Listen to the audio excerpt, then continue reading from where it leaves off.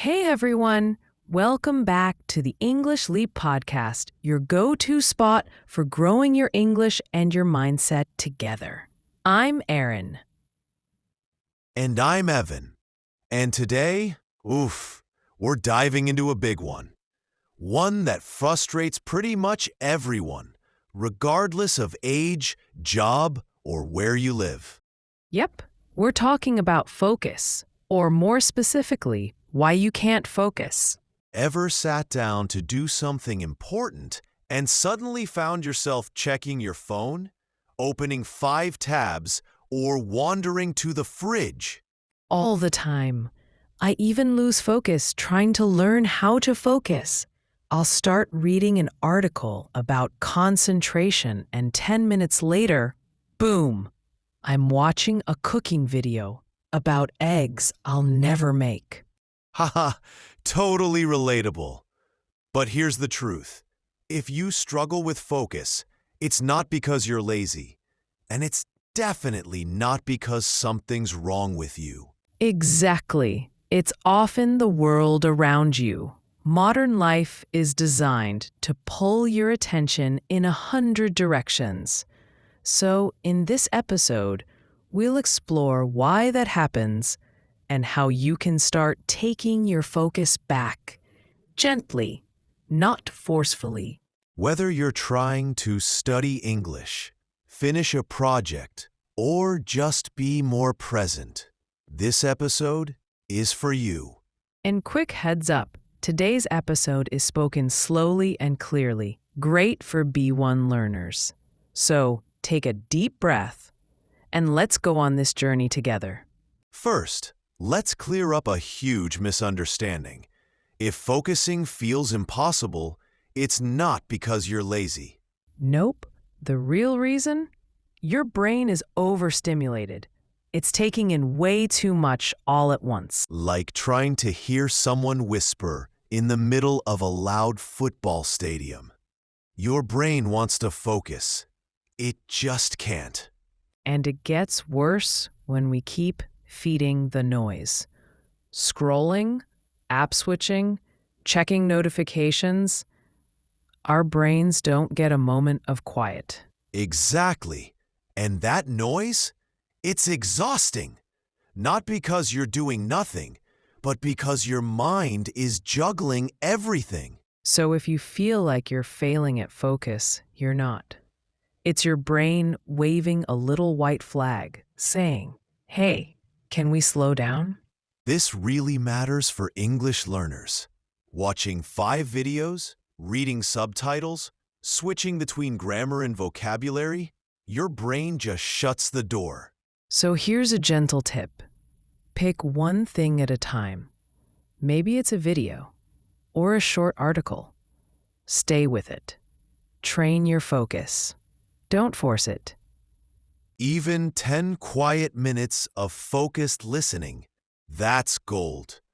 Way better than an hour of distracted learning. Which brings us to another key piece, your environment. If you're trying to focus in a loud, messy, or chaotic space, you're basically asking your brain to run a race in tied-together shoes. Imagine trying to read a book on a busy street. It's not that you can't read. It's the distractions all around. So create a little focus zone. Doesn't need to be perfect, just quiet enough for your brain to breathe. Maybe a clean table, headphones, 15 minutes of no messages. That's a powerful signal to your mind. This matters. Now let's talk about a common trap, confusing being busy with being productive. Yes, a PAP to-do list doesn't mean you're learning or growing. It's like running on a treadmill. You're sweating, you're moving, but you're not going anywhere. English learners fall into this too, watching tons of videos, writing dozens of words, multitasking, but nothing sticks. Here's a better mindset. Less noise, more depth. Learn 5 new words. Say them. Use them. Own them. Dot. It's about going deeper, not faster. That's where real learning happens. And that leads us to something most people miss: your why. When your brain doesn't know why you're doing something, it resists. Have you ever studied grammar and thought, what's the point? That's your brain disconnecting. So make it meaningful. Connect English to your life. Travel, work, watching Netflix without subtitles. Let your learning have a purpose. Suddenly, your brain says, oh, now I get it. And focus becomes natural, not forced. And now, let's break the biggest myth that focus just shows up when you're in the mood. Nope, focus isn't a mood.